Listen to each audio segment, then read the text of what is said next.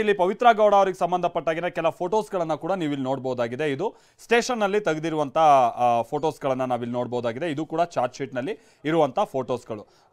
ಅವರ ಗುರುತು ಏನು ಮತ್ತೊಂದು ಈ ತರನ ಅಂತ ಡೀಟೇಲ್ಸ್ ಇರುವಂತ ಕೆಲ ಫೋಟೋಸ್ಗಳು. ಇದು ಸಹಜವಾಗಿ ಎಲ್ಲ ಪ್ರಕ್ರಿಯೆ ಎಲ್ಲ ಕೇಸಸ್ಗಳಲ್ಲೂ ಕೂಡ ಇಂಥ ಪ್ರಕ್ರಿಯೆಗಳನ್ನು ಫಾಲೋ ಮಾಡಲಾಗಿರುತ್ತೆ.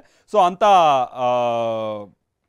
ಕೆಲ ಫೋಟೋಸ್ಗಳನ್ನು ನಾವಿಲ್ಲಿ ನೋಡಬಹುದಾಗಿದೆ. ಸೊ ಇದು ಆಮೇಲೆ ಪವಿತ್ರ ಗೌಡ ಅವರ ಸ್ವಇಚ್ಛಾ ಸ್ಟೇಟ್ಮೆಂಟ್ ಕೂಡ ಇದೆ. ಅದನ್ನು ನಾವು ನಿಮ್ಮ ಮುಂದೆ ಇಡ್ತೀವಿ, ಏನೇನು ಆಯಿತು ಅನ್ನುವಂಥನ ಅವ್ರುಗಳು ಕೊಟ್ಟಿರುವಂಥ ಸ್ಟೇಟ್ಮೆಂಟ್ ಏನು ಎತ್ತ ಅನ್ನುವಂಥದ್ದನ್ನು.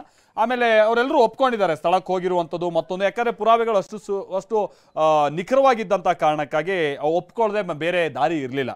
ಸೊ ಅಂಥ ಡೀಟೇಲ್ಸನ್ನು ನೀವು ನೋಡ್ತಾ ಹೋಗ್ಬೋದಾಗಿರುತ್ತೆ.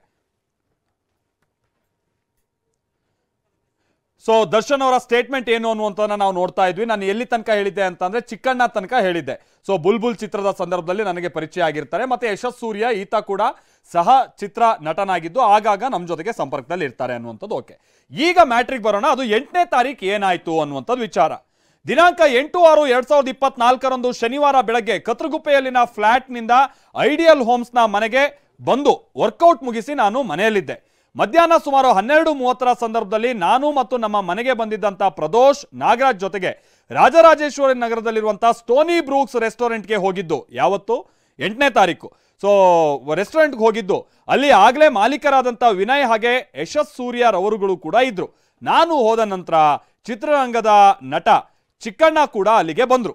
ನಾವು ಅಲ್ಲಿಯೇ ಮಧ್ಯಾಹ್ನ ಊಟವನ್ನ ಮುಗಿಸಿ ಟೇಬಲ್ಗಳ ಬಳಿ ಕುಳಿತು ಮಾತನಾಡ್ತಾ ಇದ್ವಿ.